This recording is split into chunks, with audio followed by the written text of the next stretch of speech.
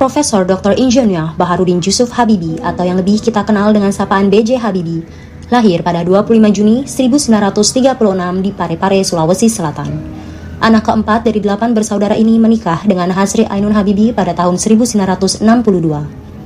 Sedari kecil beliau merupakan sosok yang cerdas, gigih, pantang menyerah, kritis, cinta keluarga, dan berjiwa pengabdi. B.J. Habibie adalah Presiden ketiga Republik Indonesia. Beliau dikenal luas sebagai seorang profesor dan ilmuwan dalam teknologi penerbangan. Berkat kecerdasan yang dimilikinya serta jasanya dalam kemajuan teknologi Indonesia, beliau kemudian dijuluki dengan Bapak Teknologi Indonesia. B.J. Habibie merupakan salah satu tokoh inspiratif bagi Indonesia. Dalam perjalanan hidupnya, beliau banyak memberikan nilai-nilai keteladanan yang dapat kita teladani dan diaplikasikan dalam kehidupan. Nilai-nilai tersebut tercermin juga di dalam 7 nilai berakhlak.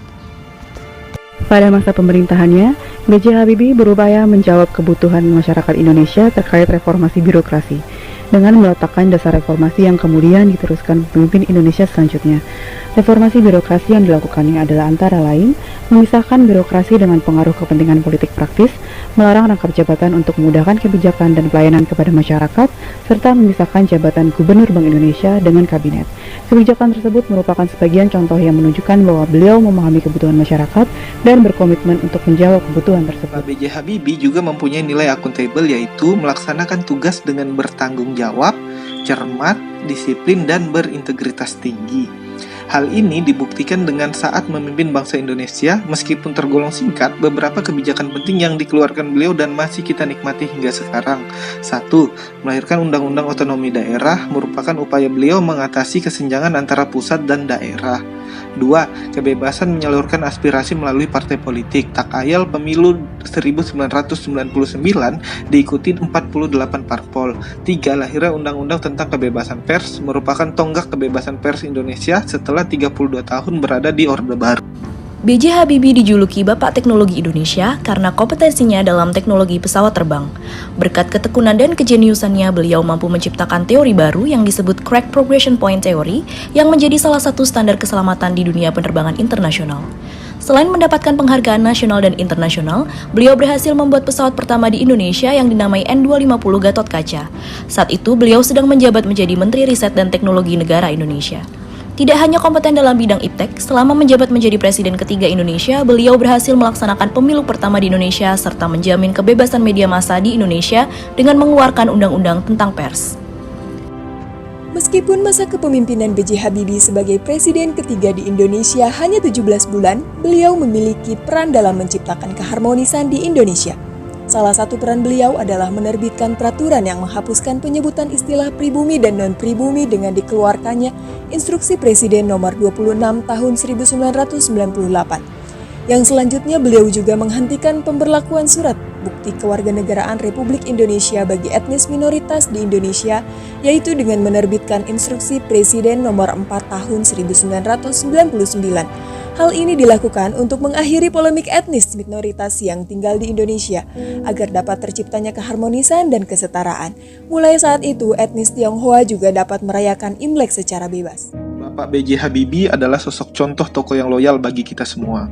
Hal itu ditunjukkan pada tahun 1974, beliau yang sedang berada di Jerman diminta oleh Pak Presiden untuk kembali ke Indonesia. Bapak B.J. Habibie pun langsung bersedia dan melepaskan jabatan, posisi, dan prestis tingginya di Jerman.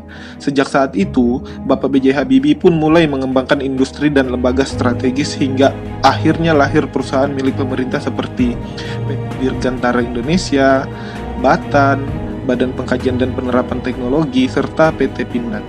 Seorang pemimpin tentunya harus cerdas dan mampu menghadapi beragam situasi dan kondisi yang terjadi. Sikap adaptif tersebut ditunjukkan oleh B.J. Habibie ketika beliau diangkat menjadi presiden pada tahun 1998. Pada saat itu, Indonesia mengalami krisis ekonomi dan terjadi kerusuhan di beberapa kota. B.J. Habibie yang tidak memiliki latar belakang pendidikan ekonomi mendapatkan keraguan dari banyak ekonom. Namun hasil berkata lain, beliau mampu mengintegrasikan ilmu yang dimilikinya untuk mengatasi krisis ekonomi pada waktu itu. Beliau memahami kondisi ekonomi di Indonesia menggunakan pendekatan aeronautikal. Keputusannya untuk melakukan reformasi ekonomi membuahkan hasil, berupa pertumbuhan ekonomi yang membaik, penurunan inflasi, dan penguatan nilai rupiah. Di tengah gonjang-ganjing situasi negara saat itu, beliau mampu mengambil keputusan dengan resiko tinggi dan berhasil meredam kekacauan yang terjadi kala itu. Panduan perilaku dari nilai kolaboratif adalah terbuka dalam bekerja sama untuk menghasilkan nilai tambah dan menggerakkan pemanfaatan sumber daya untuk tujuan bersama. B.J. Habibie menilai bahwa kolaborasi perlu dilakukan untuk membangun perekonomian Indonesia, baik kolaborasi dalam negeri maupun dengan luar negeri. Pada masa pemerintahannya, B.J. Habibie mendukung keberlanjutan dan peningkatan kerjasama dengan organisasi multilateral seperti dengan The Consultative Group of Indonesia, World Bank, International Monetary Fund, Asian Development Bank, dan International Labour Organization. Nilai-nilai berakhlak yang ada pada Bapak B.J. Habibie tentunya bisa dijadikan sebagai role model untuk kita, ASN, yang akan berkontribusi membangun negara Republik Indonesia di masa mendatang. Mari kita tanamkan core value ASN berakhlak sebagai pedoman melaksanakan kebijakan. ASN, bangga melayani bangsa.